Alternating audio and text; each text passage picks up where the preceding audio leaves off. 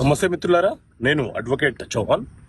మిత్రులారా, ఒక కేసులోని విషయం ఏంటి అని అంటే, సార్, భూమి మీద మేము గత 20 సంవత్సరాలుగా పొజిషన్లో ఉన్నాము, కానీ మా పేరు మీద పట్టా రాలేదు, వేరే వ్యక్తులకు పట్టా వచ్చింది.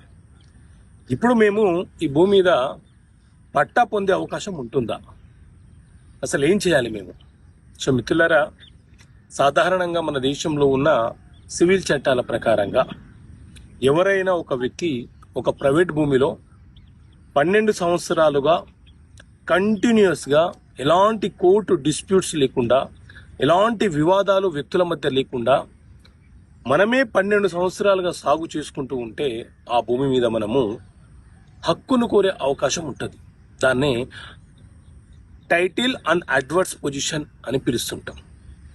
అదే ప్రభుత్వ భూమి అయితే 30 సంవత్సరాలుగా ఆ భూమి మీద మనము పొజిషన్లో ఉండి సాగు చేసుకుంటూ ఉన్నట్లు మన దగ్గర ఏవైనా పత్రాలు ఉంటే ఆ భూమి మీద మనకు హక్కులు కోరే అవకాశం ఉంటుంది.